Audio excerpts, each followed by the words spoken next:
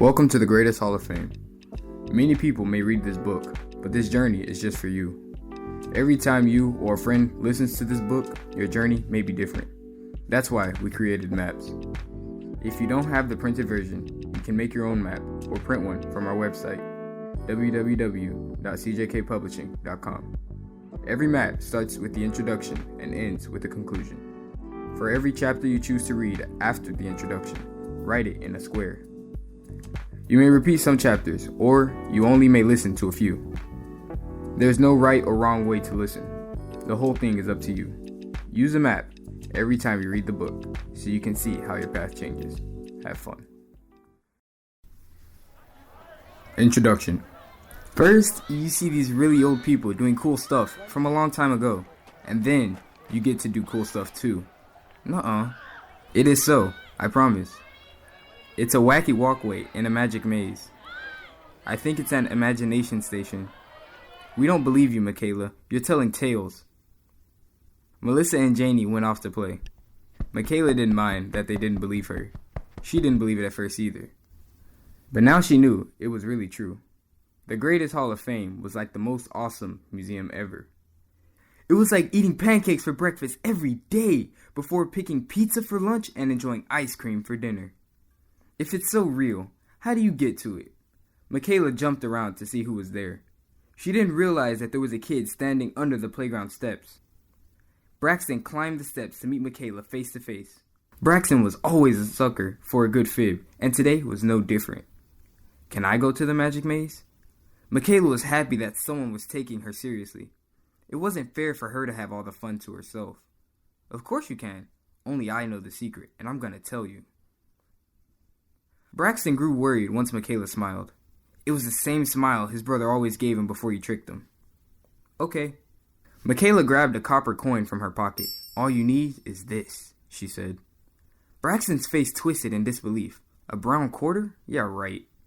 Braxton walked past Michaela to get to the slide.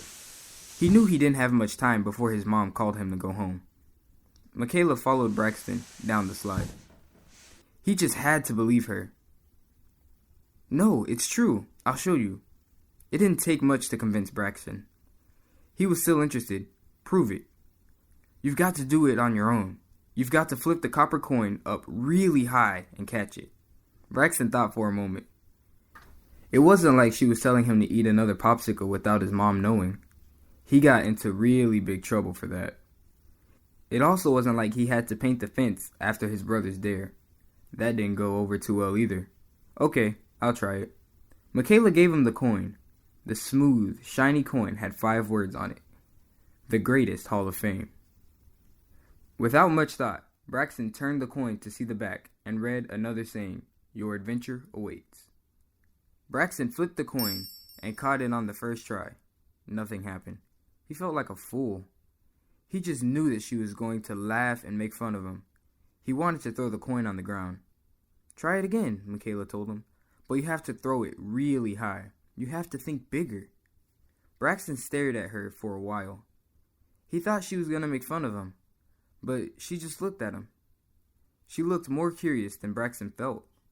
Braxton tried again. He threw the coin up really high to see what would happen. Braxton, it's time to go, honey, he heard his mom call. The coin fell to the ground. I gotta go, Braxton said. You have to share it after it works. This way, everyone can imagine. Braxton sifted the coin from the gravel as he heard the girl run off. Now, honey, his mom called.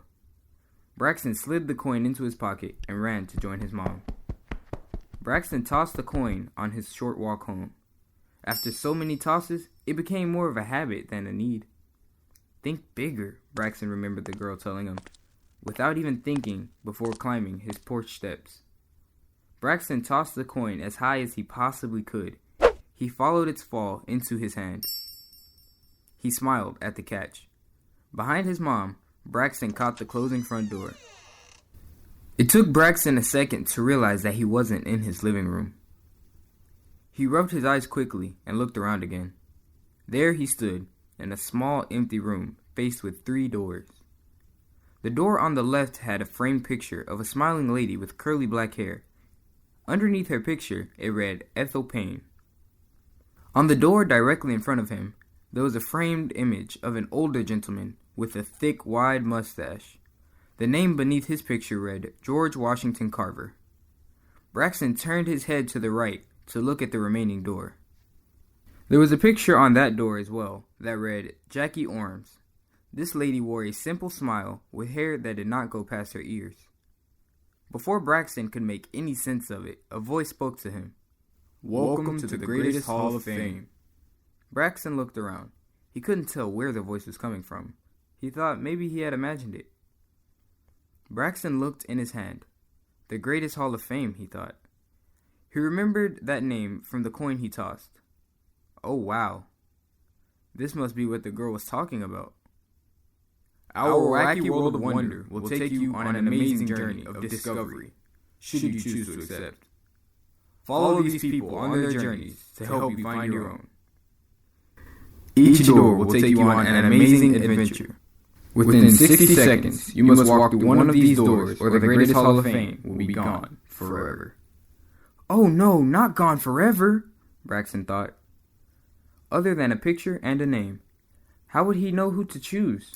How would he know which was right? There's no time to waste. Which door will Braxton take?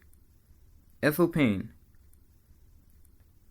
George Washington Carver, Jackie Ormes.